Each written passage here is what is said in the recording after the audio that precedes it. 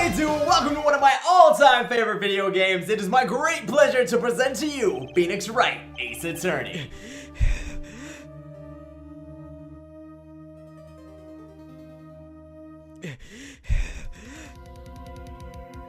Damn it! Why me? I can't get caught. Not like this! I've gotta find someone to pin this on. Someone like him. I'll make it look like he did it. Not if we have anything to say about it. So this Let's Play is going to feature voice acting, but I'm still going to do commentary from time to time. Otherwise, what would distinguish it from the 10,000 other Phoenix Wright Let's Plays out there? So sit back, relax, we're going to court. Bridget, tell the folks what time it is. August 3rd, 9:47 a.m. District Court, Defendant Lobby Number 2. Boy, am I nervous. What was I thinking? I'm not ready for something like this. I know, I'll tell Mia that I got a stomachache and I have to go to the hospital immediately and see a doctor and hello, nurse. Oh, I mean, hiya, Chief. Oof, I'm glad I made it on time. I'm glad you chose that outfit, because that's a lovely scarf. But you know, Chief, I'm sorry I had to come all the way down here today on my account. Well, I have to say, Phoenix, I'm impressed. Not everyone takes on a murder trial right off the bat like this. It says a lot about you, and your client as well. Thanks. But, you know, it's actually because I owe him a favor. A favor? Oh, yeah. You mean you knew the defendant before this case? Of course I knew him, and I'm saying this looking in your eyes and nowhere else, because Phoenix is a stand-up guy. Actually, I kinda owe my current job to him. He's one of the reasons I became an attorney in the first place. Well, that's news to me. Hey, I'm like a transformer, Mia, more than meets the eye, but right now I just want to help him. Any way that I can. I just really want to help him. I owe him that much. It's over! On second thought. My life! Everything! It's all over! Here we go. Isn't that your client screaming over there? Just ignore him, maybe he'll go away. I mean, yeah, that's him. Death! Despair! Ah! I'm gonna do it! I'm gonna die! It sounds like he wants to die. Nah, he's just a little melodramatic. Let me go talk to him for a minute, I'll straighten this whole mess out. Nick! Larry, what are you doing? You're making me look stupid in front of my boss. Do you see what she's wearing? Dude, I'm so guilty! Tell them I'm guilty! What? Give me the death sentence! No! I ain't afraid to die! I'm about to put some duct tape over your mouth. What is wrong, Larry? Oh, it's all over! I'm finished! Finished! It can't be that bad. Oh, I can't live in a world without her! I can't! Who took her away from me, Nick? Who did this? I don't know. Nick, you gotta tell me! Who took my baby away? Well, if we're going by Ramones songs, maybe it was the KKK. The person responsible for your girlfriend's death. You know, the newspapers say, it was you! Just look at those sparkly eyes. Are those the eyes of a killer? Me think it's not. By the way, my name is Phoenix Wright, and can I get a beat, Jeff? Can you hook me up? Yeah, that'll work. That will work. Now this is a story all about how a girl named Cindy got knocked down. The court starts in a minute, so I'll make this quick. My friend Larry didn't kill her, yo, he lied that chick. Oh, Jeff, we're done. Yeah, you can go. That was a nice job. Someone throw him out. Larry Butts, our school had a saying, when something smells, it's usually the butts. In the 23 years since I've known him, it's usually been true. He has a knack for getting himself into trouble. One thing I can say though, it's usually not his fault. He just has terrible luck. But I know better than anyone that he's a good guy at heart. And I owe him one, which is why I took the case, to clear his name. And that's just what I'm gonna do, and you viewers are gonna help, and Bridget's gonna help. She's gonna tell us what time it is. I told you the time already. It's only been a few minutes since the last time you asked. Are you stupid? Geez, someone's testy. The court is now in session for the trial of Mr. Larry Butts. The prosecution is ready, Your Honor. Oh, it's on me now. Judge, the defense is like Lauryn Hill in that old Fuji song. Ready or not, here I come. I'm good. Sorry. Mr. Wright? Yep, what's up? This is your first trial, is it not? How could you tell? Yeah, Judge, I'm sorry, I'm a little nervous, and when I get nervous, I sing. Your conduct during this trial will decide the fate of your client. Murder is a serious charge. For your client's sake, I hope you can control your nerves. Thank you, Your Honor. I'm all set. I'm good now. Mr. Wright, given the circumstances, I think we should have a test to ascertain your readiness. Test? I mean, yes, Your Honor. That's an excellent idea. I was just gonna suggest that myself. Hands shaking, eyesight fading. This test will consist of a few simple questions. Answer them clearly and concisely. Please state the name of the defendant in this case. The defendant? Well, it's not me. I ain't do it, and it's not Mia. So it's gotta be Larry. Larry Butch, Your Honor. Correct. Just keep your wits about you and you'll do fine. Alright. Next question. There's more? This is a murder trial. Tell me, what's the victim's name? Jeez, talk about a softball, Judge. I know this one. Glad I read the case report cover to cover so many times. It's... Wait. No. No way. I forgot. I'm drawing a total blank here. Phoenix, are you absolutely sure you're up to this? Yeah. You don't even know the victim's name. Oh, victim. I thought you said the rictum, and I was like, why are we talking about The Walking Dead? I know the victim's name. I just forgot. Temporarily. I think I feel a migraine coming on. Look, the defendant's name is listed in the court record. Just touch the court record button to check it at any time, okay? Remember to check it often. Do it for me, please. I'm begging you. Let's hear your answer. Who is the victim in this case? Well, Judge, and I have to say I knew it all along, but like Lightning McQueen, I had to give the folks a little sizzle. The victim's name is Cinder Stone. Correct. Now, tell me, what was the cause of death? Zombies. She died because she was... Trampled by a herd of unruly alpacas. Wait, that's not an option. Let's go with blunt object, just so I can say some drug slang. She was struck once, Your Honor, by a blunt object. Correct. Woo! You've answered all my questions. I see no reason why we shouldn't proceed. You seem much more relaxed, Mr. Wright. Good for you. Geez, way to be condescending, Baldy. Thank you, Your Honor, because I don't feel relaxed. Look at me, I'm sweating bullets over here. It's disgusting. Can I get some moist towelettes? Well then. First, a question for the prosecution. Mr. Payne? Why does he get to go first? Yes, Your Honor? As Mr. Wright just told us, the victim was struck with a blunt object. Would you explain to the court just what that object was? The murder weapon was this statue of the thinker. It was found lying on the floor, next to the victim. I see. The court accepts it into evidence. Statue added to the court record.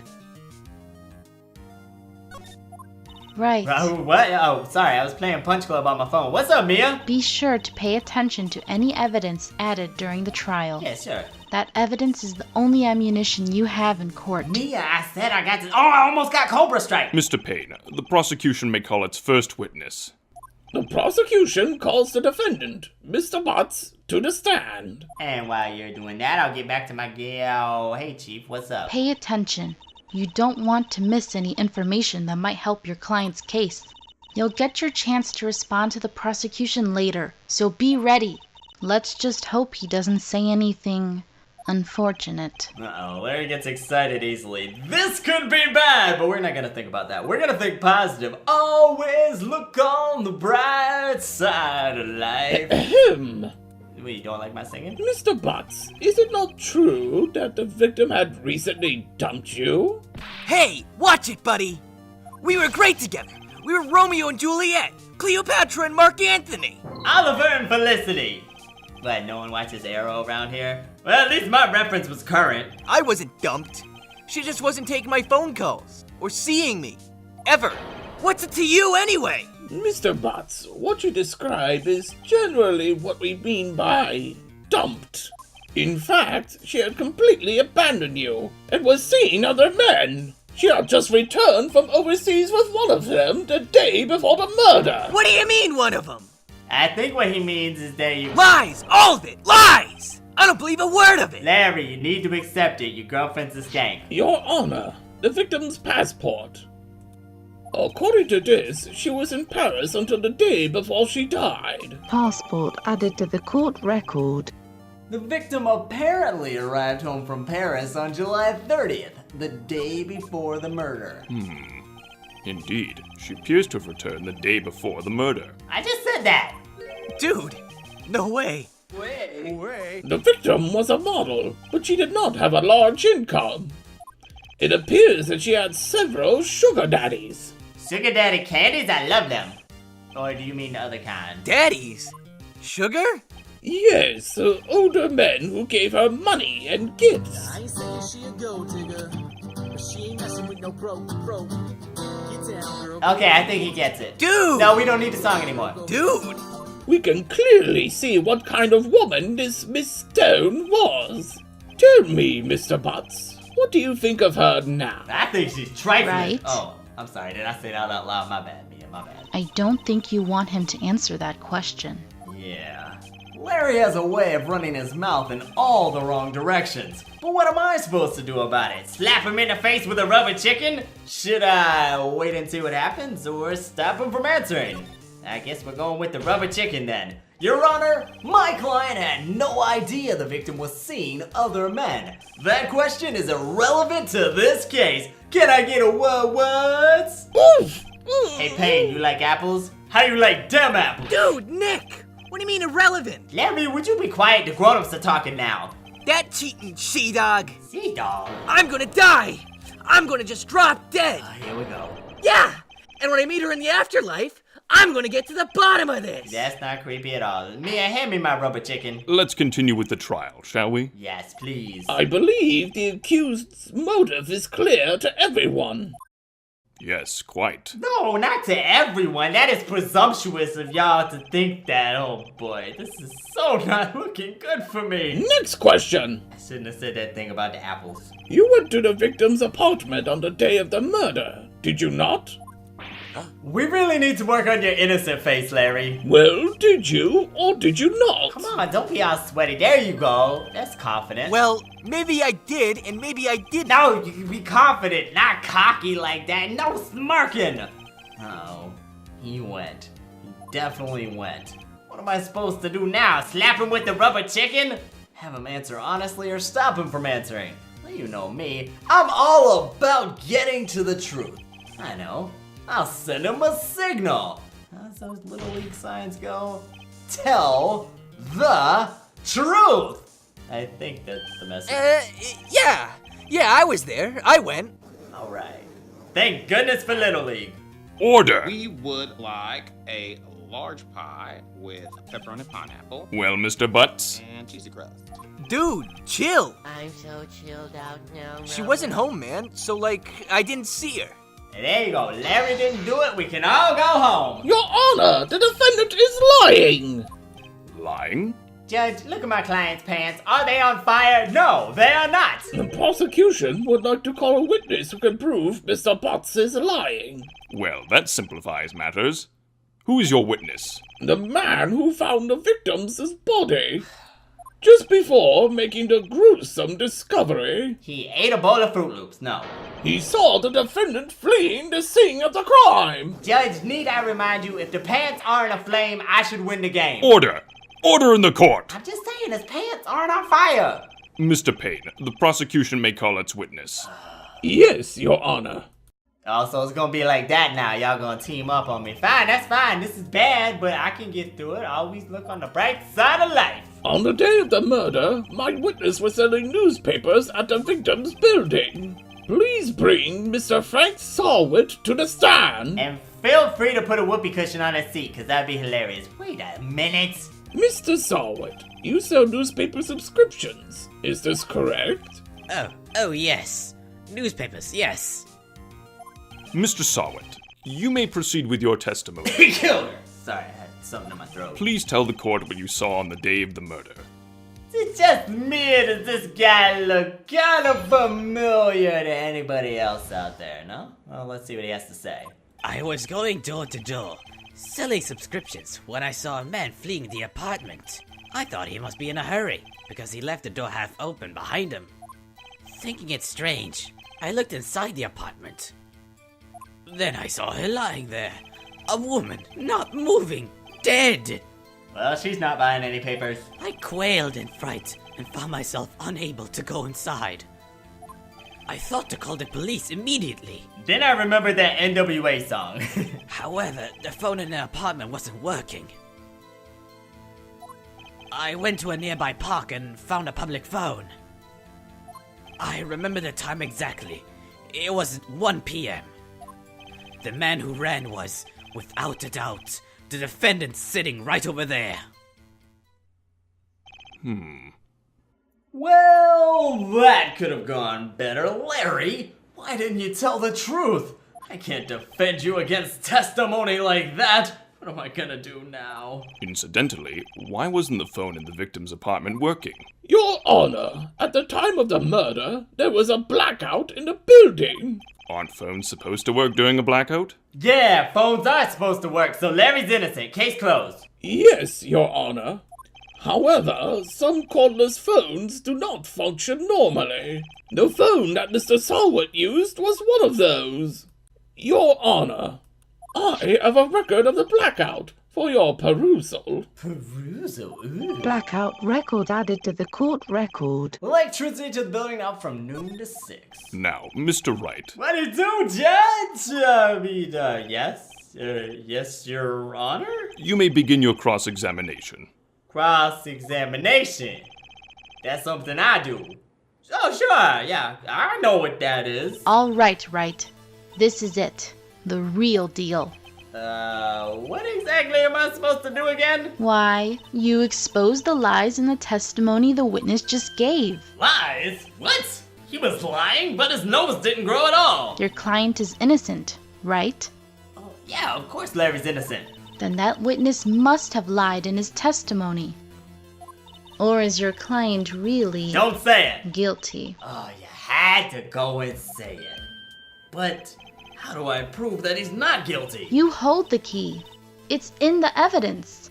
Compare the witness's testimony to the evidence at hand. There's bound to be a contradiction in there. First, find contradictions between the court record and the witness's testimony. Then, once you've found the contradicting evidence, present it and rub it in the witness's face. Yeah, and then to celebrate, I'll rub my face in your, okay. Touch the court record button and point out contradictions in the testimony. Oh, you know I'm gonna be pointing out some contradictions. I'm gonna be pointing out some dictions, some contra. I'm gonna type in the Konami code. Let's go, let's do this. I was going door to door, selling subscriptions when I saw a man fleeing the apartment. Did you now? I thought he must be in a hurry because he left the door half open behind him. Okay. Thinking it strange, I looked inside the apartment. Cause you're nosy. Then I saw her lying there. A woman, not moving, dead. I quailed in fright and found myself unable to go inside. I bet you I did. thought to call the police immediately. But we all just saw straight out of Compton, so. However, the phone in the apartment wasn't working. Okay. I went to a nearby park and found a public phone. Why wouldn't you just knock on the door next door? I remember the time exactly.